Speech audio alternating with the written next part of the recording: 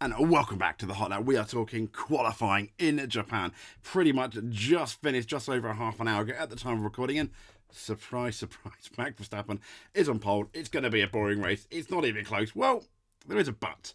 Quite a significant but. We'll get into that because, yes, chances are he will, but there's always hope. But as we know, Verstappen locks it in for pole position for qualifying. Let's get a rundown of that grid. Verstappen obviously fastest, but not by much on a 1:28.197. We're talking less than a tenth. Sergio Perez just missed out, and I think it was all down to that last sector. Lando Norris, best of the rest. And yes, McLaren were really good here last year, but when going into practice, particularly I'm looking at practice 3 now, I mean, he was a good half second down. He improved by a couple of tenths, but it was Alonso and the Mercedes, the two Mercedes, that were very much faster than him. And going into qualifying, it very much looked like Mercedes were going to be not quite the challengers, but very much a second best. And that's not necessarily the case. So Norris in third, Sainz in fourth. I think he's done really well. Once again, outshining his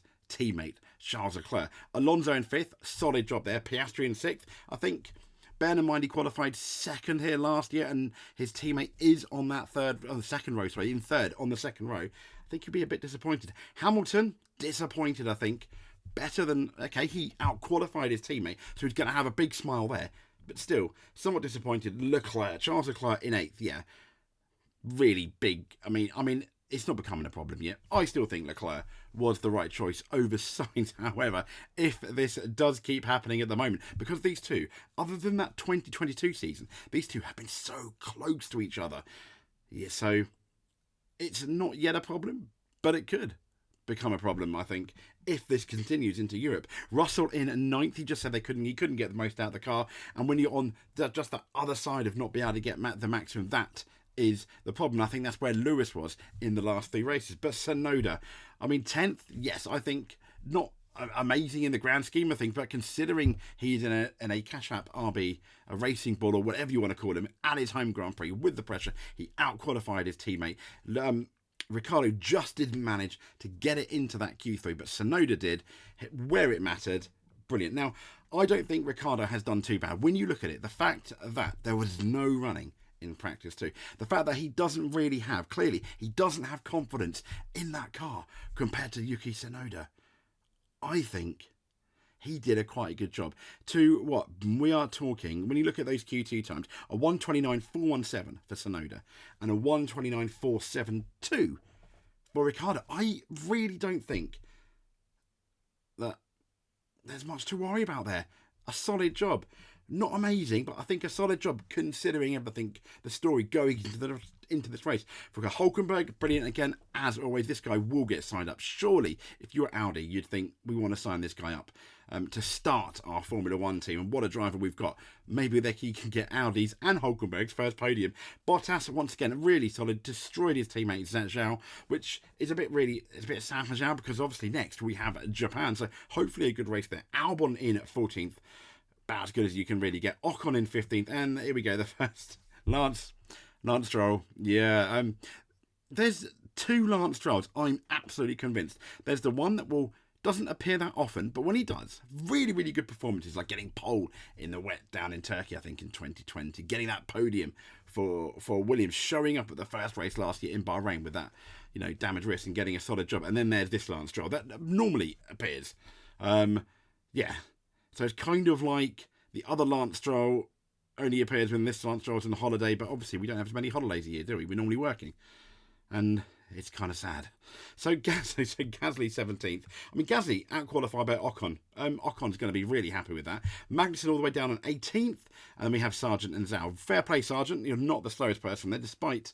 I think if you saw our practice video yesterday, very much justifying James Vowles. James Vowles here. Now, the issue, I think, with Leclerc is he's 8th. They spoke to Fred Vassar. I've just listened to the interview.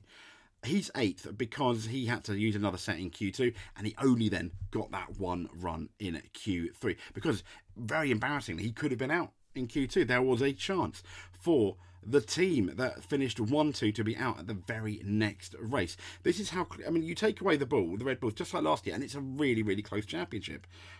Let's just hope, though, that the teams can catch up.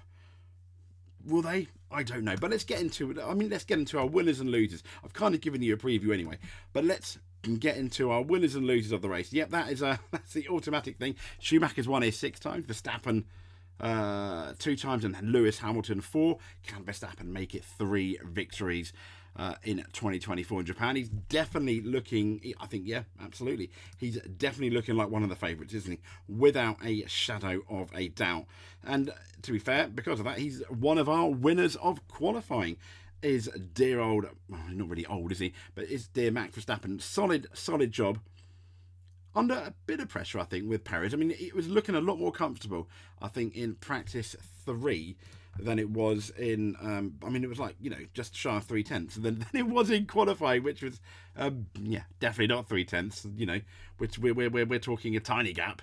So he did it, but I do think, though, I wouldn't say he's the man of qualifying, because he didn't out-qualify his teammate, but considering where he's come from last year, where this man, Sergio Perez, has come from in respect of the last race was very, very average. He finished second over the first 2 races, albeit it was a second, as in, like, at no point did he look like he was going to challenge Max Verstappen, where here in qualifying it did look like he could challenge Max Verstappen, and the margin was so close. You're thinking just braking a metre later in a couple of corners, just making it through that corner at the apex a couple of miles or kilometres faster would have got him that pole position. That's how close it is. Now, Sergio Perez in the press conference said that he's not completely au fait with the race pace. I don't think we've seen too much of what the race pace is. It's reportedly a lot warmer in Japan than a lot of us thought. The threat of rain,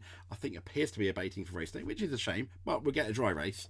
And because of that, we're going to really, really see, where all the cars are at, especially in that first sector. But Sergio Perez is not as excited about the race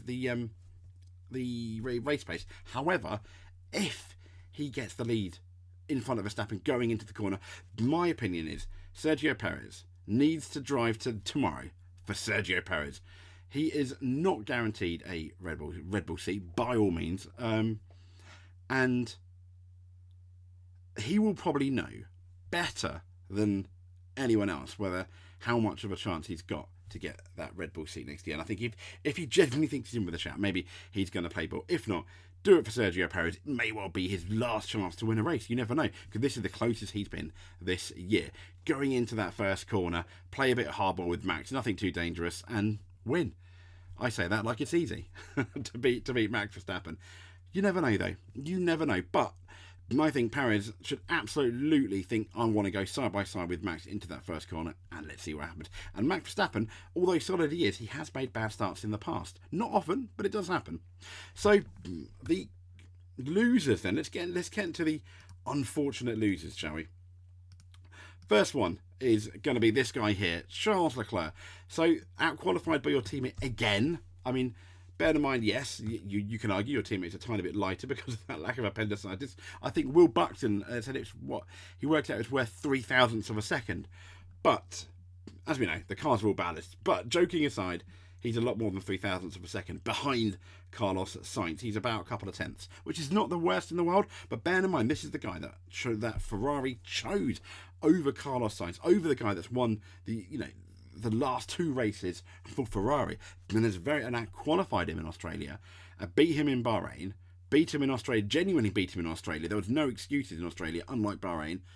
The pressure's on Charles Leclerc, and he did it to himself by not being good enough in that Q2 and only having that one on the tyres. Now, both Sainz and Leclerc, I think Fred Vassar, have intimated that the Ferrari race pace is quite good, so they may well come through into second.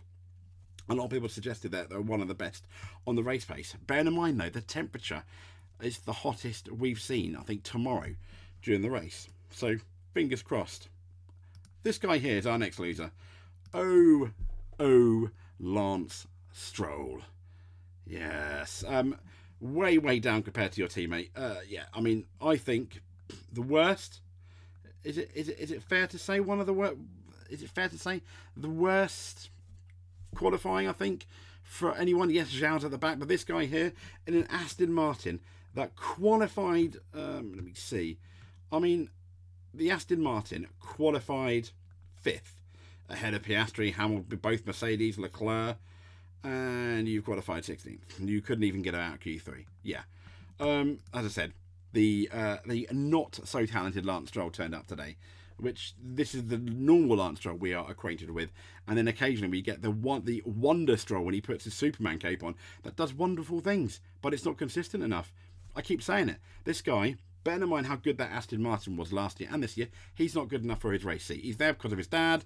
We all know that. It's unlikely his dad is going to get rid of him. His dad is on the board of Aston Martin. If I was in charge of Aston Martin, which I'm not, I'd be like, what are you doing? Get rid of him. Let's put a new driver in there.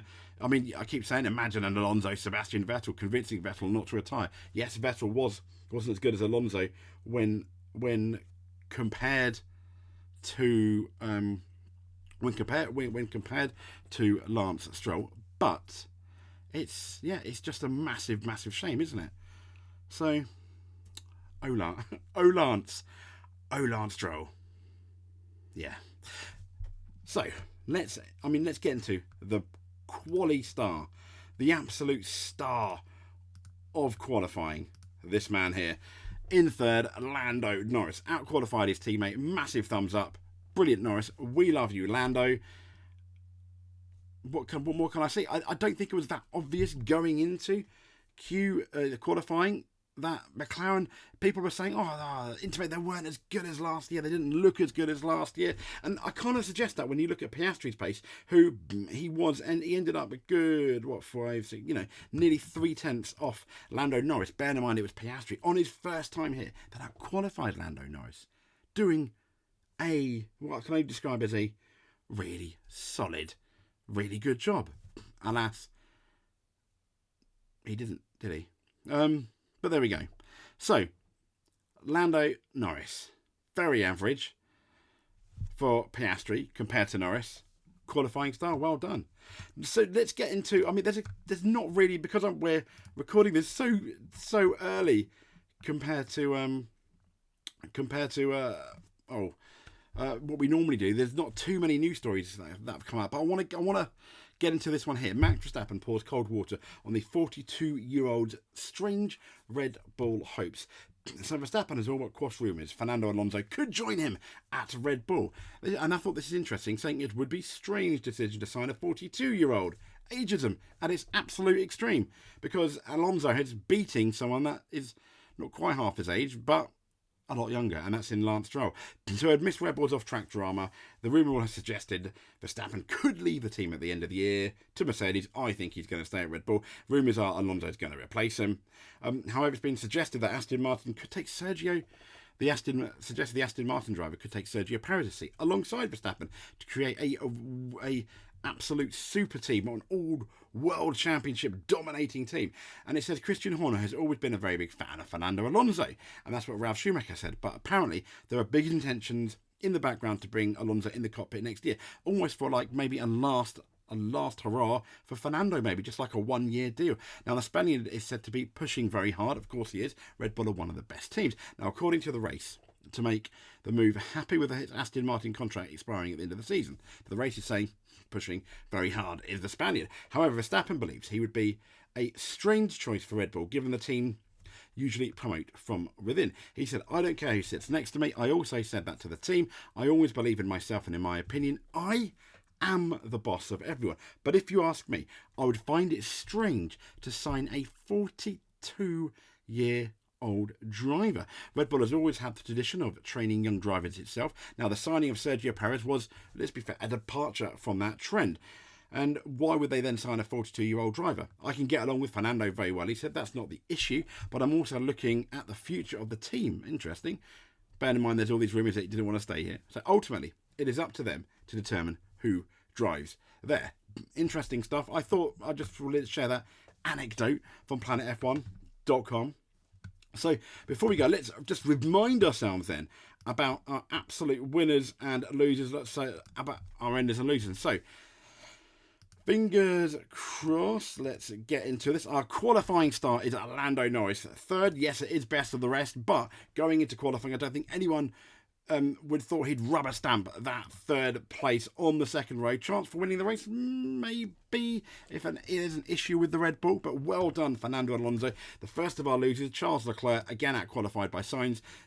This time, I don't think he's got much of an excuse. He ruined his run in Q2, had to take those extra tyres, which really compromised him going into qualifying. And Lance Stroll, well, yeah, I mean, basically his teammates are doctor him in terms of where the qualification is, despite having, let's be fair, a top, what I think is a top four, at least top 4-5 car. You didn't even make it out of Q3. What are you doing in Aston Martin? Sergio Perez, absolutely brilliant. The closest we've seen him to Max Verstappen. Could he win tomorrow? His qualifying suggests yes, but he said race pace could be an issue. And here we go, making it boring as usual. Max Verstappen on pole. He had to work for it a bit though. Bear in mind how close it was to Sergio Perez. Expect him to, if it's a smooth run to that first corner and a smooth race with nothing funny, probably win the whole thing. Yeah. So there we go. Our podium, I think Max Verstappen and Sergio Perez. I'm not sure. We did predict Leclerc in our preview. Don't think that's going to happen now, though, if I'm honest. Somewhat sad. Oh, well. But there we go. So like and subscribe. If you made it to the end, you are absolutely amazing. If you made it to the end and you like and comment, you are a world champion or a multiple world champion in our eyes. This has been the Hot Lap. This has been our qualifying review. We will speak to you soon. Thank you very much.